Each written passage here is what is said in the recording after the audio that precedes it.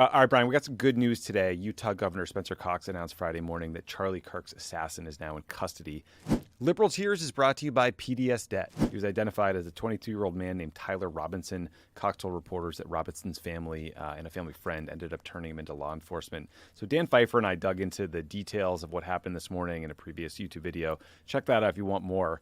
But Brian and I wanted to talk about the way that social media has made everything so much worse the past couple of days. Governor Cox actually talks about this in a speech he delivered Friday morning. Let's watch a clip. Having one so gruesomely displayed on camera in all of our hands and in all of our pockets, we are not wired as human beings biologically, historically.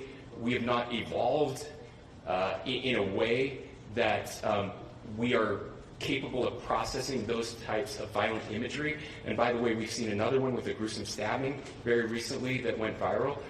This is not good for us. It is not good to consume. Social media is a cancer on our society right now. And I would encourage people to log off, turn off, touch grass, hug a family member, go out and do good in your community. It's very good advice that I probably won't take, Brian. He's talking about the video of Charlie Kirk getting shot that was everywhere on social media. And so just to be clear at the start, like, I think what happened to Charlie Kirk is fucking evil.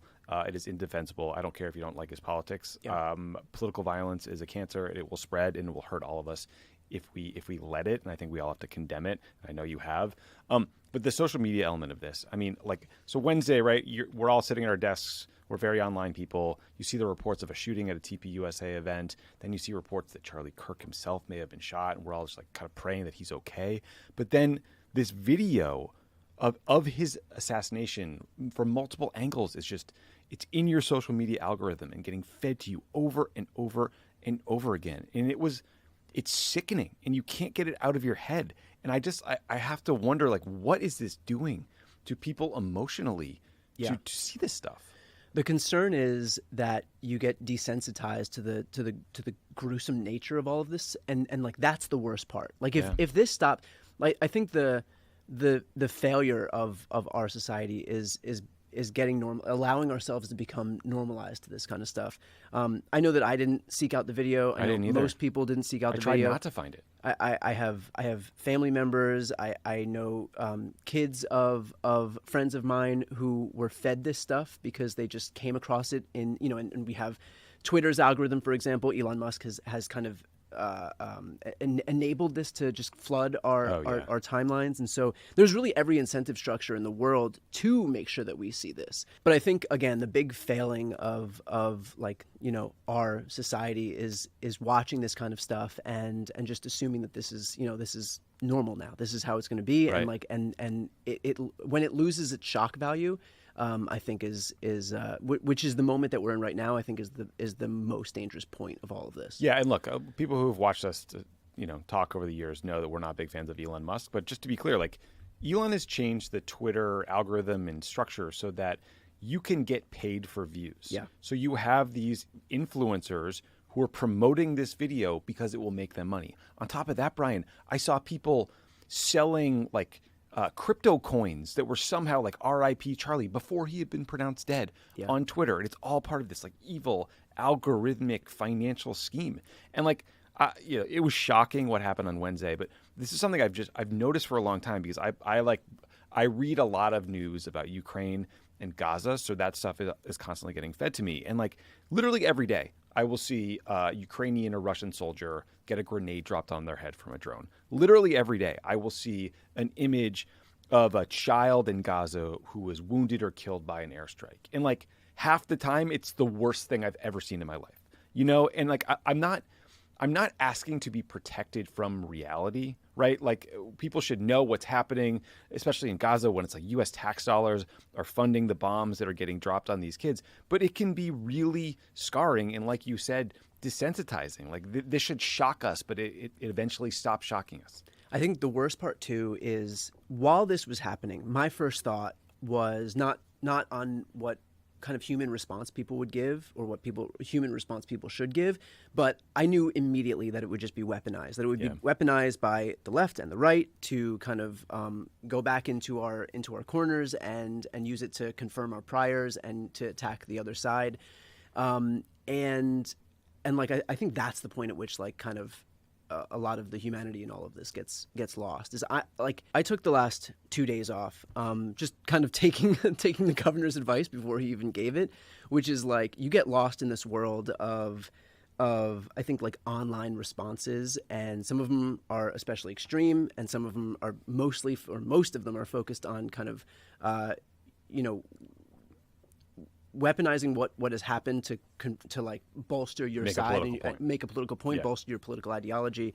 But just kind of put my phone down for the last 2 days to protect myself and my mental health. And like I said before, I mean, the biggest thing is when this starts to become normalized, when you become normalized to this stuff, when you become desensitized to this stuff, I think is the point at which this starts to happen more and more, because it loses its like, the effect of what it is, which is heinous. It's heinous. And look, my reaction to this, look, I saw the video, I heard about what happened to Charlie, and then I started to see photos of Charlie Kirk with his wife and his 2 little kids. And his 2 little kids are like, they look like they're the exact same ages and genders as my kids. And like, honestly, I could barely talk about it without crying, because when you view what happened to him through that prism, you cannot help but think about what that mom just lost, what that little girl just lost, what that little boy just lost. Like, their father is gone. And I also thought about being Charlie in those last moments and not being able to like tell them all the things you want to tell them because they're not old enough yet, right? Yeah. And so like I was struggling not to like weep when we recorded about it on Friday. And then I saw clips of a younger like sort of TikTok social media influencer named Dean Withers, who I think was going live when he was learning about what happened. And he had known Charlie and debated Charlie, and like they were not friends, right? Like they were like opponents politically. But he started crying because he was talking about Charlie Kirk as a human and as a dad and as a family, and people were mocking him. And it's like, you know what, guys? Dean Withers is a good human being with a good soul, and that's how all of us should react when another human being is executed before our eyes. Like, it's good to just have a fucking human reaction first. We can join the political fights another day. Like, you don't have to battle every battle like in that moment. You know what I mean? It's just like I think people need to sort of, this is like a log off touch grass thing, right? And just like get back to first principles and some humanity. Yeah, I think that's well said. I mean, look, I know that there's a lot of stuff floating around online that shows what an opponent Charlie Kirk was to the idea of empathy.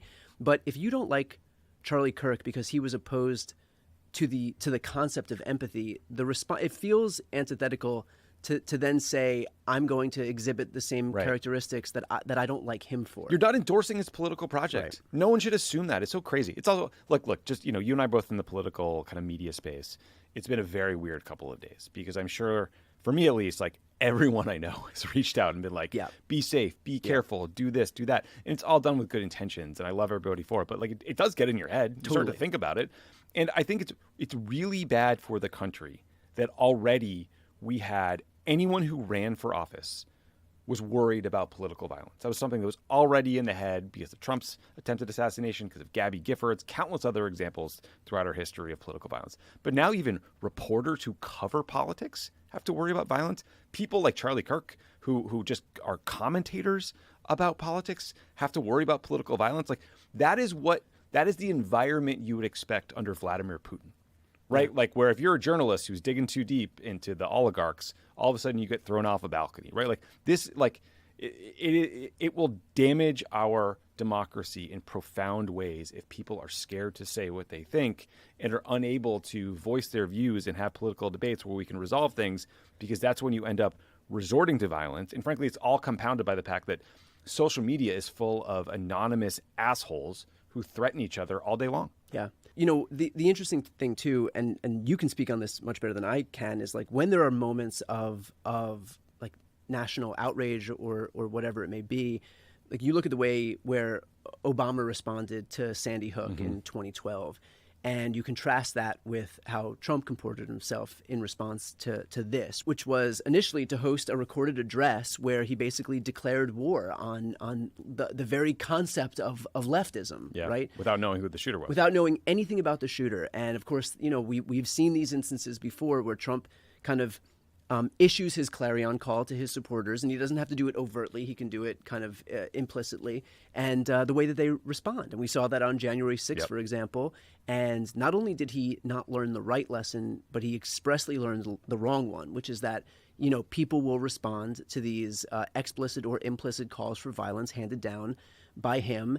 And so instead of being more careful about the way that he chooses his words, he sees, okay, this is a cudgel I can wield against people, and this is a weapon that I have in my arsenal. It's clearly like his instinct is not to be a calming presence in our political discourse; it is to fan the flames. Right. Here's one example from a Fox and Friends interview he did on Friday morning. Radicals on the right as well. We have radicals on the left. People are watching all of these videos and cheering. Some people are cheering that Charlie was killed. How do we fix this country? How do we come back together? I'll tell you something that's going to get me in trouble, but I couldn't care less. The radicals on the right oftentimes are radical because they don't want to see crime. They don't want to see crime. Worried about the border. They're saying, we don't want these people coming in. We don't want you burning our shopping centers. We don't want you shooting our people in the middle of the street. The radicals on the left are the problem, and they're vicious, and they're horrible, and they're politically savvy. Although they want men and women sports, they want transgender for everyone, they want open borders. Brian had not seen that clip. Dude, soothing, huh? I mean, I'm like almost speechless. I think, it's crazy to claim that the radicals on the right are just fighting for like peace. I mean, Melissa Hortman and her husband were assassinated like weeks ago. We have, he himself incited January 6th. Paul Pelosi was bludgeoned with a hammer, and his fucking kid like posted that he was going to wear a Halloween costume. Elon Musk mocked it too. Elon Musk did, and so like. The notion that like one side is just like warriors for peace while the other side are the you look we've it's not even a dog whistle anymore, right? There's a debate about whether his rhetoric on January 6th was what incited them up. Obviously it did, but in that case I don't care about calming things down. He's not capable of doing it. It's not something like he legitimately does. That's not a product he sells. Like you go into that store and it's just not on the shelves. Like it never was. And I think we dilute because he's the president and because there is a high bar that we kind of delude ourselves into thinking that he is going to meet the moment ever, and he never fucking will. And And the sad part about that is I think that so many of us have lowered our expectations for what the president should be able to do from where it was, during the Obama era. But, you're the president of the United States. That is the fucking bar. So, meet that bar. That is the whole job, is to be able to do the express opposite of what Trump is doing right here, which is just to invite further violence and do it on the basis of some completely baseless, made-up standard where Democrats are just reveling in some desire for violence, while Republicans are lambs sitting there and just hoping and praying for peace. Yeah, it's look, I haven't read every presidential speech in history, but I would assume that almost literally every single president in the history of this country, including Donald Trump, by the way, has said some version of the line, while this percentage of the country voted for me, I now represent the entire country. Yeah. And then he's just like, actually, those guys are bad. You know what I mean? And I'm sure his little apologists, the Caroline Lovitz of the world, would be like, oh, well, he's talking about the very fringe left. The Trump whisperers that are going to, actually what he meant, what the president of the United States meant was, because, apparently he's not able to express himself properly. That we need these other people to come in and say, actually, what he meant was X, Y, Z. It's just but we know what his followers heard. Liberal Tears is brought to you by PDS Debt. Our financial system isn't just broken, it's rigged. And if you're buried in debt, that's exactly how they want it. Big banks profit when you're desperate. Creditors win when you lose, but you don't have to play their game. PDS Debt helps you take back control. It's your money, it's your future. Time to fight for both. PDS Debt goes beyond the numbers to understand your unique financial situation and craft a personalized plan designed just for you. There's no minimum credit score required. They're here to help you save more, pay off your debt faster, and start putting money back where it belongs, in your pocket. PDS Debt is A+ rated by the Better Business Bureau, boasts thousands of 5-star reviews on Google, and holds a 5-star rating on Trustpilot. Why? Because PDS Debt has helped hundreds of thousands of people get out of debt. I think everyone's probably had a horrible experience with debt. There's that moment when you're calling your bank and they're telling you that you have another overdraft fee on your overdraft fee, and it just feels like you're in a situation you'll never be able to get out of. PDS Debt could be a critical solution to help you in that moment. You're 30 seconds away from being debt-free. Get your free assessment and find the best debt option for you right now at pdsdebt.com/rank. That's pdsdebt.com/rank, pdsdebt.com/rank. President Trump also demonstrated his emotional side on Thursday when he was asked about, how Trump personally was holding up after losing Charlie Kirk, because Charlie Kirk was friends with Trump, was friends with the Trump family. Here he is commenting on that. How are you holding up over the last 3.5 years? I think very good. And by the way, right there, you see all the trucks. They've just started construction of the new ballroom for the White House, which is something they've been trying to get, as you know, for about 150 years.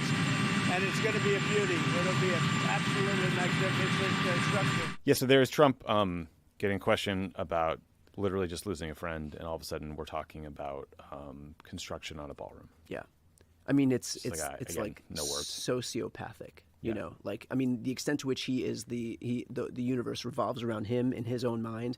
Like, I mean, it's And he gave a version of that same answer on Fox and Friends too. It's like clearly somewhere in his head he was like, pivot to message about ballroom, as if that's a thing that anyone cares about. Yeah. I mean, it just like he is chronically he is a megalomaniacal narcissist to a degree that I don't think words can fully express any better than just watching that video. Yeah. Well, who better to lead our country in this very scary moment? Well, look, Brian, it's good to see you. Glad to be able to kind of just talk aloud about this scary moment in our country's history. And look, weird as it is to say this, I think that folks should heed the words of Spencer Cox and just like take some time. Take a beat. Take it from two guys who spend an unhealthy amount of time online, and just there is a lot of virtue in being able to log off and spend time with real human beings and your family and friends, and not feeling like you have to be a part of a really dangerous and unhealthy discourse. And also, like, look, there are some arguments that you might feel like we are losing in this moment. That's okay. We will wake up tomorrow and find a way to fight for the things that matter and make the arguments we need to make.